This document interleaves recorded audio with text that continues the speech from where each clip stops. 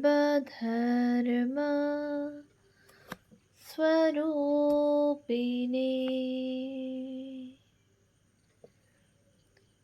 अवतार वरिष्ठाय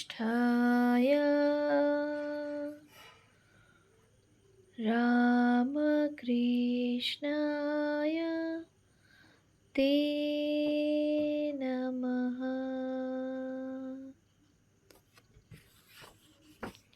শ্রী শ্রী রামকৃষ্ণ লীলা প্রসঙ্গ দ্বিতীয় ভাগ, গুরুভাব উত্তরার্ধ এবং দিব্যভাব ও নরেন্দ্রনাথ।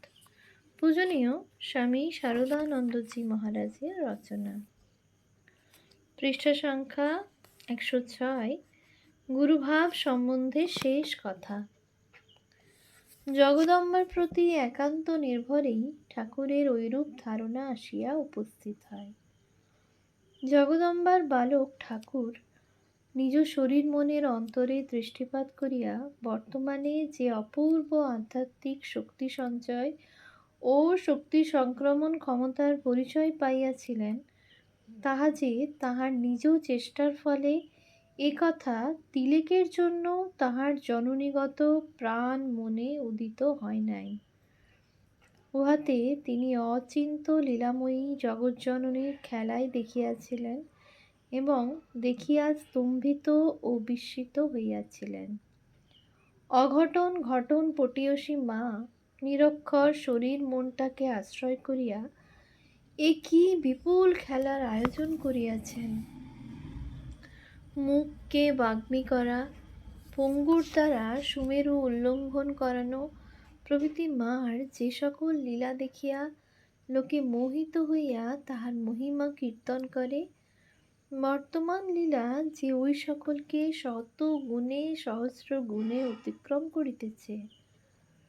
মার এ লীলায় বেদ, বাইবেল, পুরাণ, কোরআন আদি যাবতীয় ধর্মশাস্ত্র প্রমাণিত, ধর্ম প্রতিষ্ঠিত এবং জগতের যে অভাব পূর্বে কোনো যুগে কেহই দূর করিতে সমর্থ হয় নাই, তাহা চিরকালের মতো বাস্তবিক অন্তর্হিত।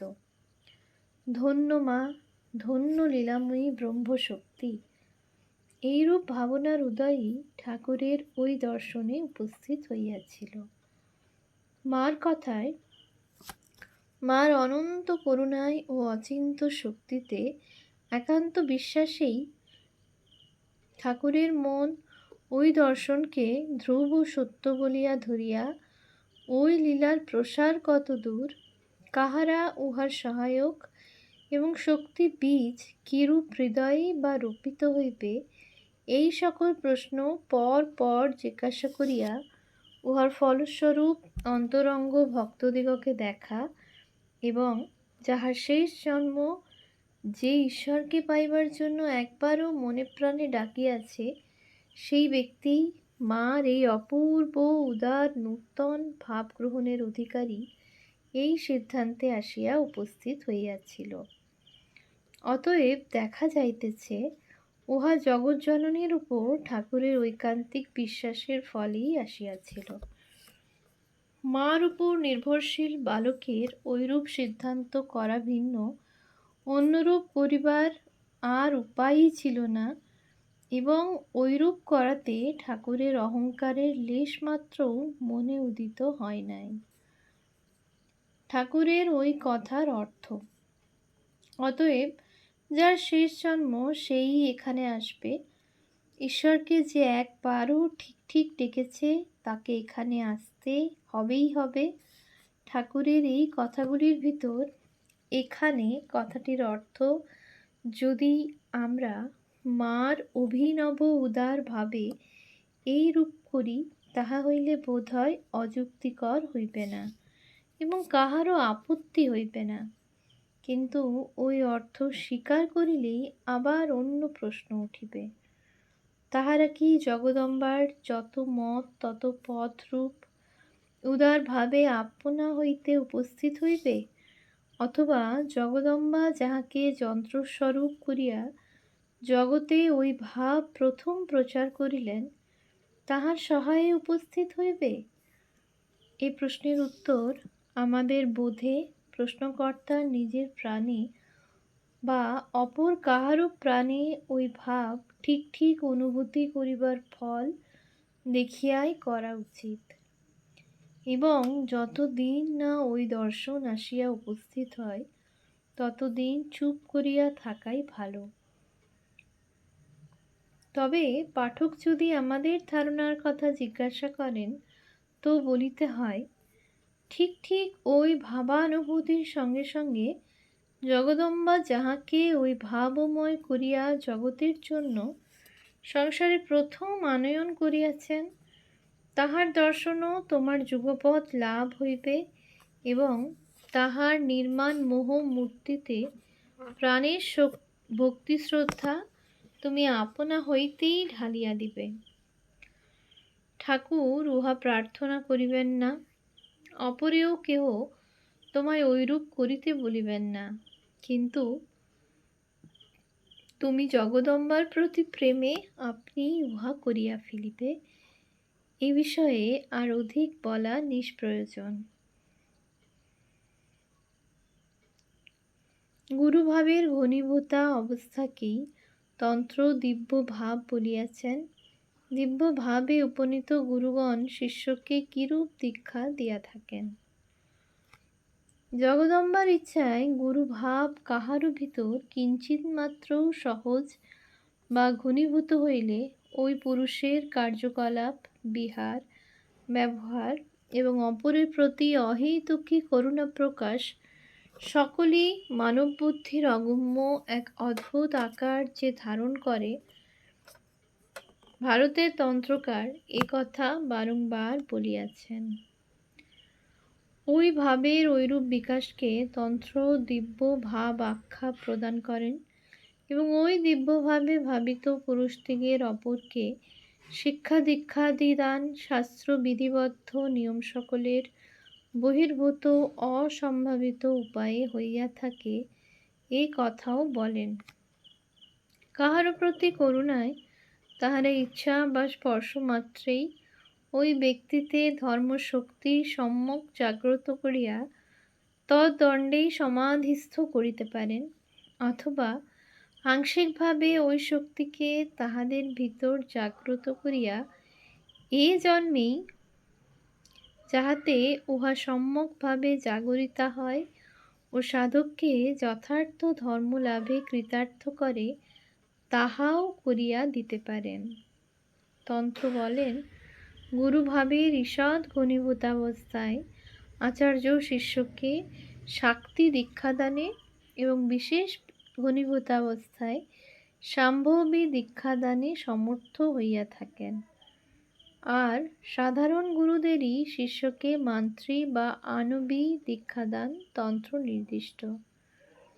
শাক্তি ও সাম্ভবী দীক্ষা সম্বন্ধে রুদ্রযামল, শরণ্যয় মহারত্ন, বায়বীয় সংহিতা, সারদা, বিশ্বসার প্রভৃতি সমস্ত তন্ত্র এক কথায় বলিয়াছেন। আমরা এখানে বায়বীয় সংহিতার শ্লোকগুলি উদ্ধৃত করিলাম, যথা সাম্ভবী চৈব শাক্তি চ মান্ত্রী চৈব শিবাগমে দীক্ষোপদিশ্যতে ত্রেধা শিবেন পরমাত্মনা গুরুরালোকমাত্রেণ স্পর্শাৎ সম্ভাষণাদপি শুদ্ধো সঙ্গা ভবের্যন্ত দীক্ষা সা সম্ভবী মতা শাক্তি জ্ঞানবতী দীক্ষা শিষ্যদেহং প্রবিশ্যতি গুরুণা জ্ঞানমার্গেণ ক্রিয়তে জ্ঞানচক্ষুষা মন্ত্রী ক্রিয়াবতী দীক্ষা কুম্ভমণ্ডল পূর্বিকা। শ্রীগুরু দর্শন, স্পর্শন ও সম্ভাষণ মাত্রেই শিষ্যের জ্ঞানীর উদয় হওয়াকে সাম্ভবী দীক্ষা বলে, এবং গুরুর শক্তি শিষ্য শরীরে প্রবিষ্ট হইয়া তাহার ভিতর জ্ঞানীর উদয় করিয়া দেওয়াকেই শাক্তি দীক্ষা কহে। অর্থাৎ আগম শাস্ত্রে পরমাত্মা শিব 3 প্রকার দীক্ষার উপদেশ করিয়াছেন, যথা সাম্ভবী, শাক্তি ও মান্ত্রী। শাম্ভবী দীক্ষায় শ্রী গুরু দর্শন, স্পর্শন বা সম্ভাষণ প্রণাম আদি মাত্রেই জীবের তদ্দণ্ডে জ্ঞান উদয় হয়। শাক্তি দীক্ষায় জ্ঞানচক্ষু গুরু দিব্য জ্ঞান সহায়ে শিষ্যের ভিতর নিজ শক্তি প্রবিষ্ট করাইয়া তাহার প্রাণে ধর্মভাব জাগ্রত করাইয়া দেন। মান্ত্রী দীক্ষায় মণ্ডল অঙ্কন, ঘট স্থাপন এবং দেবতার পূজাদি পূর্বক শিষ্যের কর্ণে মন্ত্রোচ্চারণ করিয়া দিতে হয়। রুদ্রজামল বলেন, শাক্তি ও শাম্ভবী দীক্ষা সত্য মুক্তি বিধায়িনী, যথা শাক্তি চ শাম্ভবী চান্যা সত্য মুক্তি বিধায়িনী। সিদ্ধৈ স্বশক্তিমালোক্য তয়া কেবলয়া শিশো নিরূপায়ং কৃতা দীক্ষা শাক্তেয়ী পরিকীর্তিতা। অভিসন্ধিং বিনাচার্য শিষ্যয়োরুভয়োরপি দেশিকানুগ্রহণৈব শিবতা ব্যক্তিকারিণী।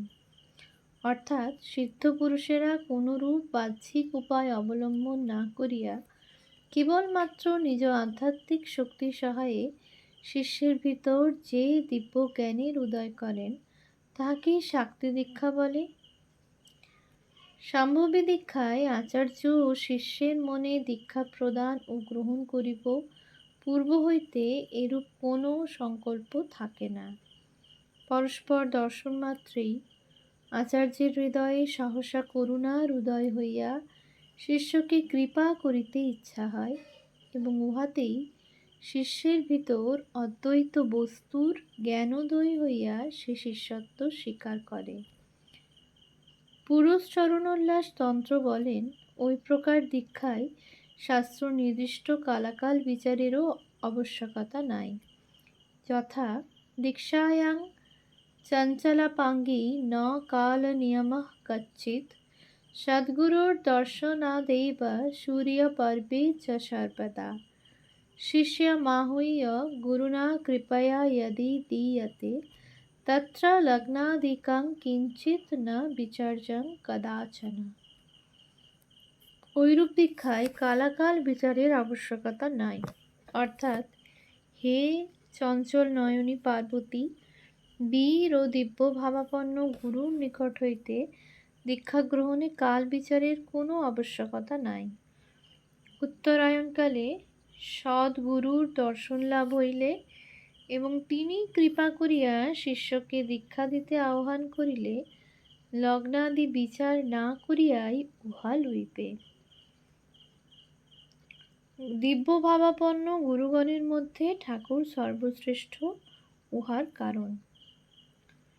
সাধারণ দিব্য ভাবাপন্ন গুরু সম্বন্ধে শাস্ত্র যখন ঐরূপ ব্যবস্থা নির্ণয় করিয়াছেন, তখন এই অলৌকিক ঠাকুরের জগদম্বার হস্তে সর্বদা যন্ত্রস্বরূপ থাকিয়া অহৈতুকী করুণায় অপরকে শিক্ষাদান ও ধর্মশক্তি সঞ্চারের প্রকার আমরা কেমন করিয়া নির্ণয় করিতে পারিব?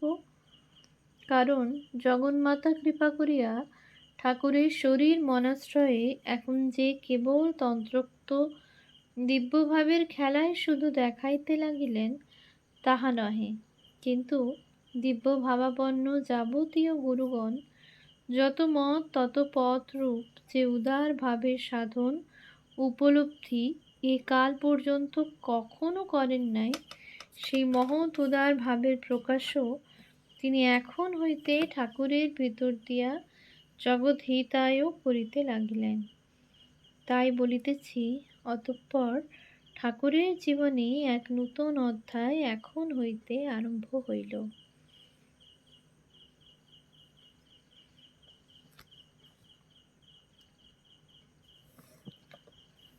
অবতার মহাপুরুষগণের ভিতরে সকল সময়ে সকল শক্তি প্রকাশিত থাকে না, ওই বিষয়ে প্রমাণ। ভক্তিমান শ্রোতা হয়তো আমাদের ওই কথায় কুটিল কটাক্ষ করিয়া বলিবেন, তোমাদের ও সকল কি প্রকার কথা? ঠাকুরকে যদি ঈশ্বর অবতার বলিয়াই নির্দেশ করো, তবে তাহার ওই ভাব বা শক্তি প্রকাশ যে কখনো ছিল না, এ কথা আর বলিতে পারো না। ওই কথার উত্তরে আমরা বলি, ভ্রাত, ঠাকুরের কথা প্রমাণেই আমরা ঐরূপ বলিতেছি। নরদেহ ধারণ করিয়া ঈশ্বরাবতার দিগেরও সকল প্রকার ঈশ্বরীয় ভাব ও শক্তি প্রকাশ সর্বদা থাকে না। যখন যেটির আবশ্যক হয় তখন সেটি আসিয়া উপস্থিত হয়।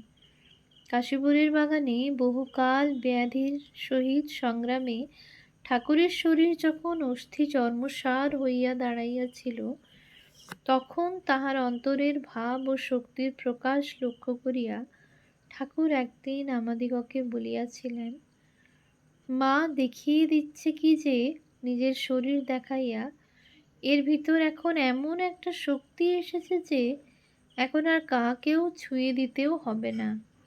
তোদের বলবো ছুঁয়ে দিতে, তোরা দিবি, তাতেই অপরের চৈতন্য হয়ে যাবে। মা যদি এবার শরীর দেখাইয়া এটা আরাম করে দেন, তো দরজায় লোকের ভিড় ঠেলে রাখতে পারবি না, এত সব লোক আসবে। এত খাটতে হবে যে ঔষধ খেয়ে গায়ের ব্যথা সারাতে হবে। ঠাকুরের ওই কথাগুলিতেই বোঝা যায় ঠাকুর স্বয়ং বলিতেছেন যে যে শক্তি প্রকাশ তাহাতে পূর্বে কখনো অনুভব করেন নাই, তাহাই তখন ভিতরে অনুভব করিতেছিলেন। এরূপ আরও অনেক দৃষ্টান্ত এই বিষয়ে দেওয়া যাইতে পারে। ঠাকুরের ভক্তপ্রবর কেশবচন্দ্রের সহিত মিলন এবং উহার পরেই তাহার নিজ ভক্তগণের আগমন। দিব্য ভাবের আবেগে ঠাকুর এখন ভক্তদিগকে ব্যাকুল চিত্তে পূর্বোক্ত প্রকারে ডাকিয়াই নিশ্চিন্ত থাকিতে পারেন নাই। যেখানে সংবাদ পৌঁছিলে তাহার দক্ষিণেশ্বরে অবস্থানের কথা প্রায় সকল ভক্তগণ জানিতে পারিবে, জগদম্বা তাহাকে সে কথা প্রাণে প্রাণে বলিয়া বেলঘরিয়ার উদ্যানে লইয়া যাইয়া ভক্তপ্রবর শ্রীযুক্ত কেশবচন্দ্র সেনের সহিত সাক্ষাৎ করাইয়া দিলেন। ওই ঘটনার অল্প দিন পর হইতে ঠাকুরের কৃপা সম্পদের বিশেষভাবে অধিকারী ভাবাবস্থায় পূর্বে দৃষ্ট স্বামী বিবেকানন্দ ও ব্রহ্মানন্দ প্রমুখ ভক্ত সকলের একে একে আগমন হইতে থাকে। তাহাদের সহিত ঠাকুরের দিব্য ভাবে লীলার কথা ঠাকুর বলাইলে আমরা অন্য সময় বলিবার চেষ্টা করিব। এখন ওই অদৃষ্টপূর্ব দিব্য ভাবাবেশে তিনি 1885 খ্রিস্টাব্দের রথযাত্রার সময় নিজ ভক্তগণকে লইয়া যে রূপে কয়েকটি দিন কাটাইয়াছিলেন, দৃষ্টান্ত স্বরূপে তাহারই ছবি পাঠকের নয়নগোচর করিয়া আমরা গুরুভাব পর্বের উপসংহার করি। ওম শান্তি শান্তি শান্তি। হরি ওম তৎসৎ। শ্রীরামকৃষ্ণার্পণমস্তু।